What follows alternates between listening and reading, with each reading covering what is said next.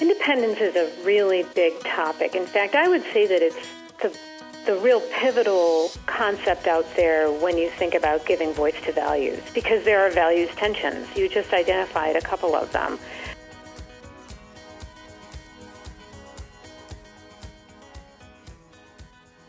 Hello, and welcome to this episode of Boardroom Bound. My name is Alexander Lowry, and this is the podcast dedicated to intentional leadership in the boardroom. My goal is to give aspiring and existing directors the tips, tactics, and strategies necessary to transform your confidence and build a successful career as a board director. Quick reminder, you can get all of today's show notes at podcast.gordon.edu.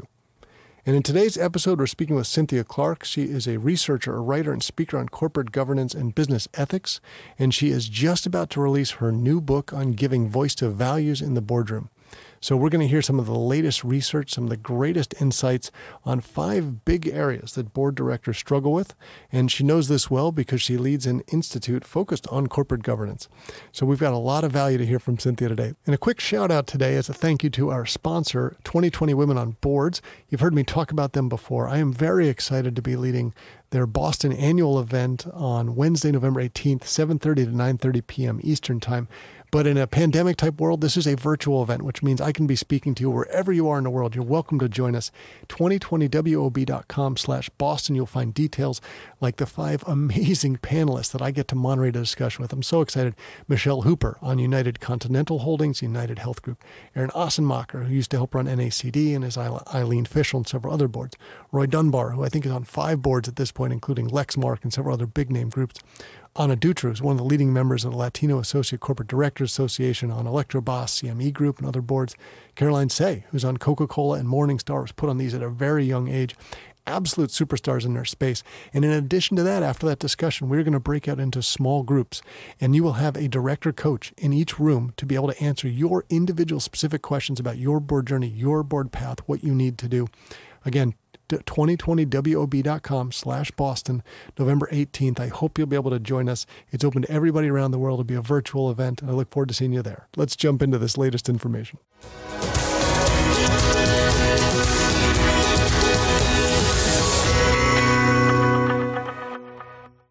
Thank you. Happy to be here.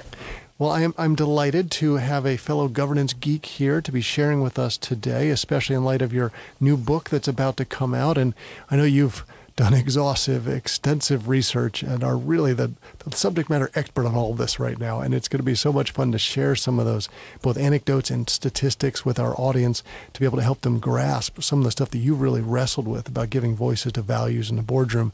And not only from what you teach in terms of your role at Bentley, but also sort of founding and directing the Institute on Corporate Governance that you do, plus all of the training that you do for various organizations. So you are living all of this stuff today as you go through it. So maybe we can just begin by a little bit of background. Like, you didn't get to be this position overnight. How did you build up to be this sort of subject matter expertise in corporate governance? Right. Well, as I often say, they don't call it a career straight line. They call it a career path. Mm-hmm. And that's very true for me. I started out, after getting my master's, I started out on Wall Street, and I worked for Prudential Beige. And I was very intrigued by what I was seeing and some of the struggles that people were having with values. And so that certainly piqued my interest. But I wanted to, I guess, do a deeper dive into some of these issues, which, when you become a researcher and you walk a little bit away from the practitioner side, you get to do that deeper dive. This was quite a while ago, and so that was the case then. Because now, of course, you see companies doing deeper dives into corporate governance. Most of the companies now have some presence in corporate governance, some thought leadership, and they produce their own reports, and some of them are extremely sophisticated. So that's what attracted me initially to the field of corporate governance, is working on Wall Street. I still have a toe in the practitioner world. Although I'm at a university, I still maintain all of my professional association contacts, and I'm a member of many practitioner organizations. I still do consulting. with firms and boards and things like that, because I really believe that there should be a bridge between research and practice, and that's really what the Geneen Institute of Corporate Governance is set up to do. I specifically designed it as an institute that brings research to practice, also finding that not many universities do just that. So that's a little bit about that path that I took. And from your sort of background and experience where you'd been doing lots of training and coaching and working with organizations and helping them sort of think through some of these topics, stuff like board of director culture and dynamics, right? This is before you were writing the book. So you're clearly wrestling with how to help people sort of learn and grow and develop and maybe stay true to what they needed to in this space. I imagine some of that influenced the book that you've got about to come out. Yes. Giving Voice to Values in the Boardroom, which is coming out in December of 2020, is a book about what I had been seeing. So I did a series of interviews. I looked at press coverage. I looked at specific board interactions, decisions, behaviors, and the current research in governance, right? Again, that research informing practice. And so these are real events, but they're disguised. And so one of the things that prompted me to write Giving Voice to Values in the Boardroom was exactly that, is my experience with boards, where I saw very, very often, and maybe some of your listeners can relate to this, is that many people on boards who serve admirably on a certain board only really have that experience on that particular board. And so they're missing what I call the aggregate of firms are doing, right? If I looked at the S&P 1500 and all their nominating committee behaviors, which I have done, I find something quite different than I do when I think about what my own nominating committee is doing. And so I thought, gee, that's something that I think boards will want to know. And so I specifically designed the book around 5 board challenges, where any board can use these challenges to adapt to their own board, because they put themselves in the shoes of what we call a protagonist. And again, these are real situations that they would encounter, and they have to wrestle through how to express their values in a particular situation.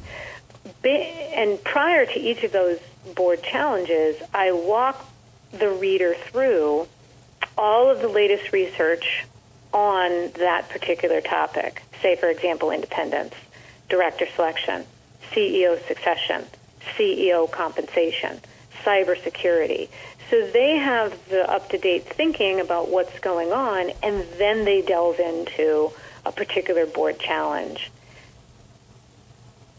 So let's pull out a couple of those as examples. Now, clearly, we can't cover the whole book on this episode, nor would that be good for your business. We want to drive people to this great quality reading that they can. But let's talk about director independence, for example. If we go back, simple story, 20, 30 years ago, when it was maybe the CEO's golf club buddies who were the ones he invited onto the board, and of course they happened to select the compensation amounts, etc. It worked out really well for everybody, probably for the most part. Not quite the way it works today, and obviously it can vary whether you're talking about a public versus private board, but let's say you're on a public company board, shareholder activists are usually very clear about we would like these sorts of people and views and values represented. How does someone be independent? Like, it might depend on who they're listening to, how it works. What are your thoughts?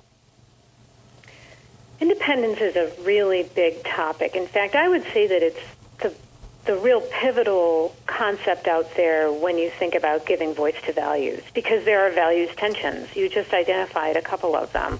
There are people out there that don't believe that independence is even really possible. Mm-hmm. But we can talk about that at another show. But the issue with independence today, as you say, is very different than it used to be. And quite frankly, there are rules about independence. And your listeners are probably very well aware of those rules about independence, right? The majority of your board has to be independent. Certain committees have to be fully independent. But here's the rub. We have, as a result, these things called gray directors. So now these gray directors, they lack perceived independence for one or more reasons, but they are nonetheless independent for regulatory purposes. That's a problem. That's a values conflict. So the board really has to make the decision about whether this person is capable of independence of mind. And so some of the examples that you would have of a gray director, right? Again, a person who's independent for regulatory purposes, but is having trouble being perceived as independent. And so they would include something like they serve on a second or a third board with another director or the CEO. They're a former employee or consultant. Some of them could be considered gray if they receive above-market director fees, or they have social relationships with management or other directors. So now what we have is some of the, for example, ISS, looking into the social relationships among board members, because they're trying to root out, is this person a gray director? Knowing full well that it's the company that has to decide whether they're capable, given the facts and circumstances, to be independent of mind. So this is above and beyond that regulatory hurdle. So it's a very important thing. You're absolutely right. You say that, these shareholder groups will sort of look into this. There might be some activism regarding this. This is a very important issue for boards to pay attention to, the perceived independence of a board member. And I imagine it's hard to look at any of the major topic areas in your book by themselves, because all of them are at least a little bit influenced by the others. Think about director independence versus director selection, right? So if we went back 40 years ago, it would not be uncommon to see CEOs who sat on 4 or more public company boards. That was very normal because that's who they wanted, probably sitting and retired CEOs and CFOs. That was it. So those were people in demand. You would not see that today. It's abnormal to find a sitting CEO who's probably on more than one other public company board. Their own board wouldn't want that. And now you're seeing that probably influence a bit of the other as well. And obviously part of it is, well, we don't want you on others because of the influence that can come back. So the great part comes from it. But it's also, as we're seeing the movement for more diversity in the board, and there's so much that's coming together. So Cynthia, how do you help people sort of, whether it's bring it all together or separate these out and figure out the little components of it? It seems so complicated. It does seem complicated, but that's one of the things I wanted to do with the book, is to help people navigate this complexity. And it's interesting that you say that they're probably interdependent, and I had noticed the same thing. So what I decided to do was I have Board Challenge number 1, which is a standalone, right? It's called Independence and the Gray Director. But I used the same company in Board Challenge 2, what is our director selection process, because they relate. And, I use the same company, and so I've built on that what this company decided to, or, some of the options available to them. Again, your board must decide given the options and the circumstances. So it's an exercise that we would do together. I would come to the board and I would help you do this exercise at a working dinner or, some retreat or something like that. We'd work through this exercise together, giving the whole board this exercise, which is a really neat way for boards to get their feet wet, but also at the same time do it prior to the actual thing or event happening. And so when you have this situation of independence in the gray director, in that scenario, it becomes pretty clear that one of the board members is lacking independence. And so let's say that board decides to ask that person to leave. And there's ways that I walk the board through that. How would we do that? How would we voice those values and still respect that board member and his or her service? And then let's say you made that decision. Well, now you've got a sort of a new board in Board Challenge 2, right? Because I used the same company.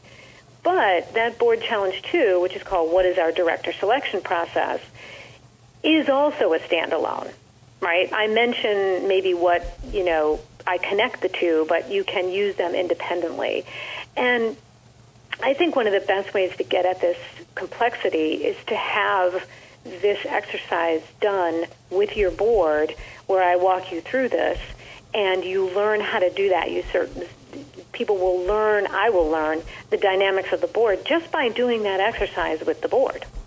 And then there are exercises that involve writing the script for this particular protagonist and how this protagonist would approach the board.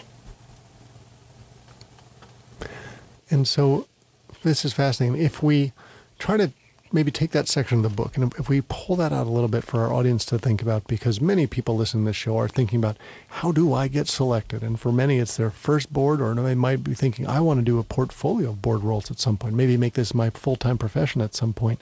So selection is always on the forefront of their minds. You've done a huge amount of research around this. What's the best practice you're seeing in the space for director selection?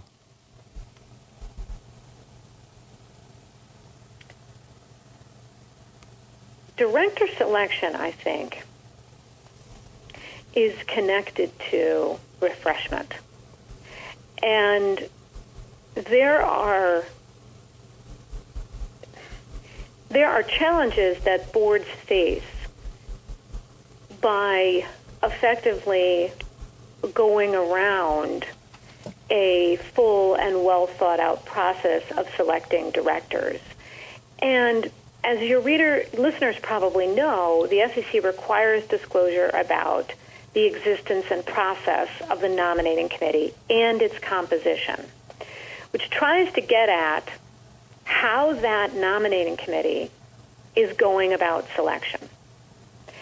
In other words, what's the level of independence on that committee? What are the skills required? And what's the source of the nomination? So if you were to say work backward from that and say, how are we going to disclose that we chose Alexander for our board? Mm-hmm. If I were to work backwards, that would be a good place to start. How are we going to explain this? And so very often that requires you then to cast your net a lot wider. I also am a very strong advocate of looking at your board skill set, right? And this is this notion of refreshment. I'm trying to look at my skill set and the board's, that board member's diversity of identity and diversity of thought, and how do those things align with the values and strategy of the company. And if I were to put every board member down and all of those skill sets, their diversity of identity, their diversity of thought, their different skills, I also could in effect work backward and say, aha, here is a hole that we need to fill. I profile one company in the book, which is a small cap bank holding company, and they've built a business on relationships, and they are sort of looking for more board members who have fintech knowledge, because the reality is that the values and the strategy of that firm are changing toward fintech. You know, they've read all the stats, they know these kinds of things, and so they're trying to find someone who can help them navigate through that. That's kind of an example of, we need this kind of savvy on our board, because I've just done this matrix and I see that we have holes. And it also, our existing board is not going to help us get to where we need to be in 5 to 7 years.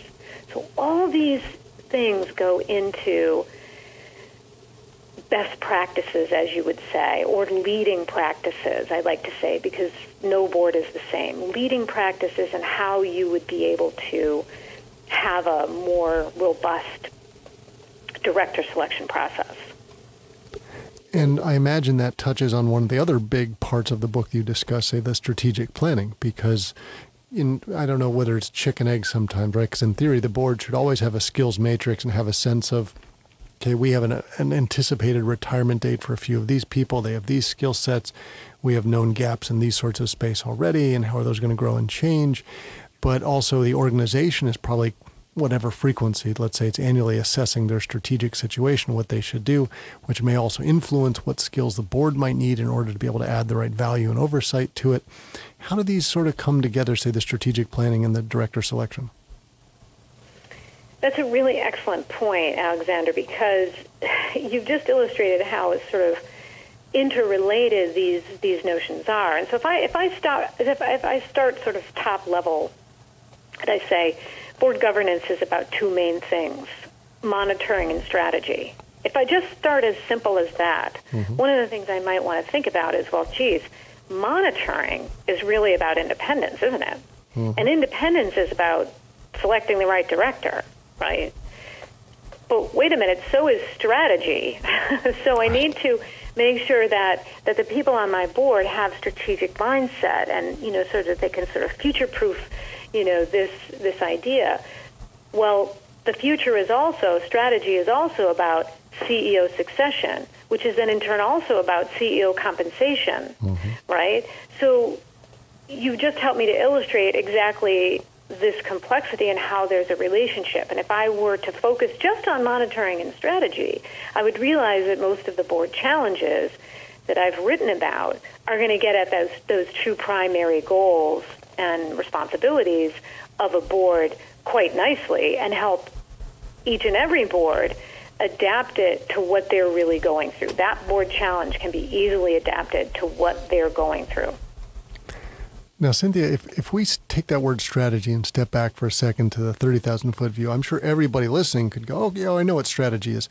Now, the difference, of course, is many people, before they end up in a boardroom, are seasoned executives. They've been very successful by doing and leading and making things happen. And suddenly you end up in a boardroom, and now your nose is in, fingers out. Very different philosophy, very, very different approach. And again, if we go back in our time machine, say 20, 30 years ago, if the management team is presenting something and the board asks 2 or 3, maybe gets into 4 questions, management team's going, whoa, whoa, whoa, whoa, whoa, red flag. You kind of get into our space here. You know where your boundaries are. Don't come down here too much. The world has changed a lot since that time, especially because of COVID, right? There's so much to know and understand, and insights and values to give. Where does the board know where that line should be between helping oversight with management, whatever you want to call it, and actually being in their space with what they're doing? It's difficult right now in COVID. I would say, and I write a little bit about that in the book because I sort of edited that into it as this was coming down, because I firmly believe that we are going to be dealing with COVID after effects for a long time on the board level. I think what that's taught us is that all hands need to be on deck. And so I don't see a lot of what you describe. I know that's always been the catchphrase is, noses in, hands out. There is so much going on right now with business models being upended, and the smart CEO is taking a lot of, the smart CEO is grateful that she or he has a really good board. If you don't have a really good board, COVID has made you realize that in spades. And so the smart CEO with a good board is going to have all hands on deck. And your listeners probably know that most of the, let's say, 4 to 6 meetings every year have been stepped up to once a month, right? If not more frequently. And so I would find that a hard environment to be noses in, hands out, right? And so what we have right now is a different, but perhaps maybe a more permanent all hands on deck is what I would say. And just getting to that point you were talking about, and I'd love to talk about the changes you've seen coming in a boardroom, not only just because of COVID, just because of the evolution, and these things do shift. I have a friend who's on a Fortune 100 board who's telling me that his company has just decided we are not changing because of COVID. We're just making a permanent change now. We don't need to get together 4 times in person. That's long, it's multi-days, it's expensive. We can still do that twice a year because it's very important. The other quarterly meetings will be not multi-days. They'll be on Zoom, they'll be remote, but we'll still continue with the monthly ones because it's incredibly important we have those 1 to 2 hours a month to catch up on whatever we need to do. And they see this as forcing in a good way, a change that they like. You've been studying anything you can imagine, probably in corporate governance as you produce this book. What are some of the other big changes you envision coming out that will disrupt the traditional patterns that we've seen in the boardroom? Well, I think you named a really important one, because you probably have come across a lot of people that you've talked to in the travels of preparing these podcasts that are so nicely done, is that, we often have people talking to other people and networking, which is all very, very good, saying, hey, I really want to be on a board. But they don't, and they'll say, hey, keep me in mind if you know of a board opening. Well, that's, I think, an outdated mode right there, is just the whole approach to getting on a board. Because what that says is that you haven't done your homework on narrowing your own search on which firms you actually want to be on. What industry are you capable of adding value to? What are you passionate about? What are your unique qualifications?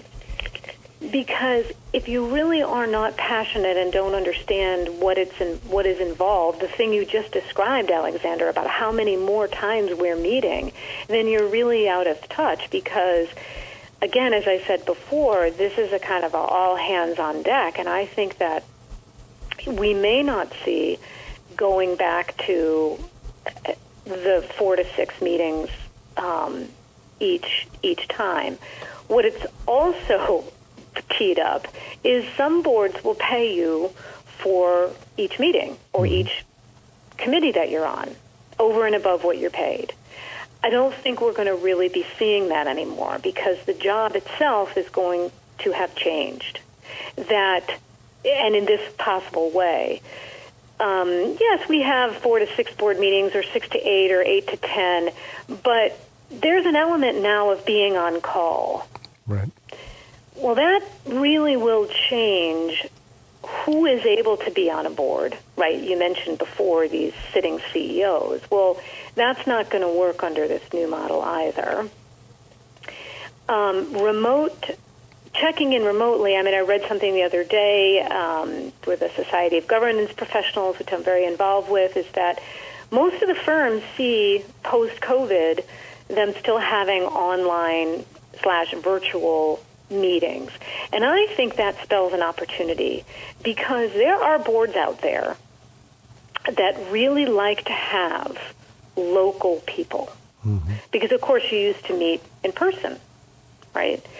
So I think the international option for many companies is on the table. I can now, my pool is so much greater because I can count on a number of virtual meetings, that if I can expand my pool, I expand my supply of competent board members. This speaks very well to women and minorities, which, of course, we need more of. And that's one of the board challenges as well, is how do we select for diversity and gender. And so I think this will change our pool of people in favorable ways. Well, Cynthia, I love the way you've structured the book, that you give people sort of director dilemmas, if I want to call it that. They're grappling with situations. And my view as a former college athlete was practice is how you made perfect, right? So you wanted to have practices, you'd be better at it in the game. And the boardroom is no different. We all want to be prepping, and especially where we know situations are coming up, how do we think about that ahead of time so we can be better informed for it? I wonder if we sort of try to wrap up your book for our audience in the sense of, were there 1 or 2 things maybe that as you did the research or you studied or you talked to people, you go, I'm just shocked and surprised by the outcome from these after doing all of the analysis? Was there anything that really you thought one thing going into the book and came out to be very different by the end of it?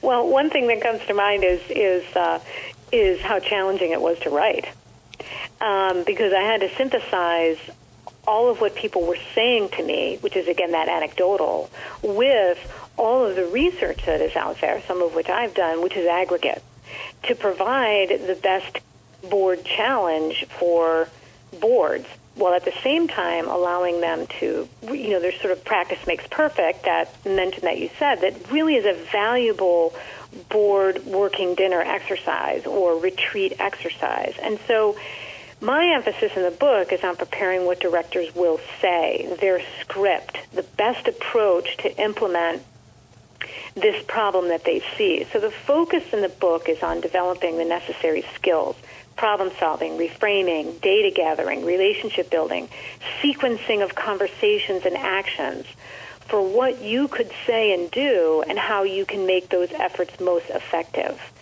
And when we talk about giving voice to values, we talk about a whole range of things that include speaking up. You know, I know you had a caller that was involved in whistleblowing, but it's much, much more than that.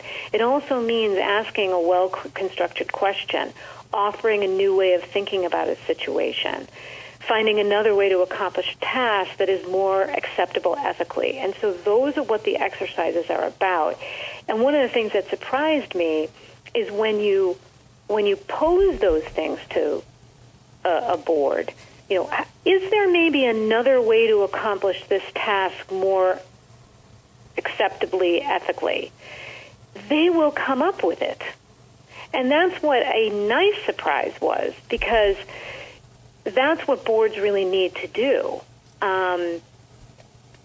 So there are strategies and exercises in the book with each of these board challenges that puts that director in that position of saying, let me think about this. Let me ask that well-constructed question. Let me offer a new way of thinking about a situation. Let me provide additional analysis. Let me find who my allies are on the board so that I can move the board towards this more acceptable way of doing things. And incidentally, at the beginning of the book, of course, there's a whole section on duties of the director. Mm-hmm. So how can I do these things that uphold my duty of loyalty and my duty of care? So it's very much catered to a director's life, what they really go through. Well, Cynthia, kudos for you for figuring out how to somehow take all of that information and cram it into a readable, digestible book and make it interesting for all of us along the way. So you have also been very generous, and we have a 20% discount offer for everyone who wants to pre-order that, which we will have links to in today's show notes. And looking forward, I'm sure, for lots of people to get their hands on that and be able to become even more experienced and prepared directors. And we were just delighted to have you on the show today. Thank you for sharing your insights and your hard work on your book to help all of us to become Boardroom Bound. Thank you for having me.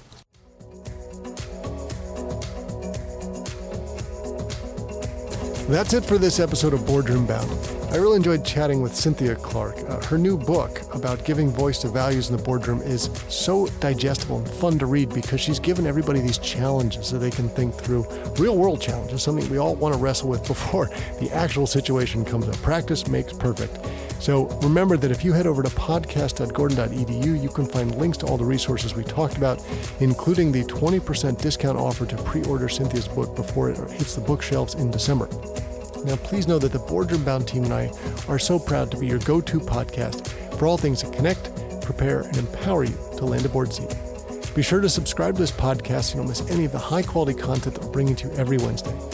Thanks for joining me today. I can't wait to share more stories and strategies from brilliant business minds with you again next week. Remember to keep tuning in to be Boardroom Bound.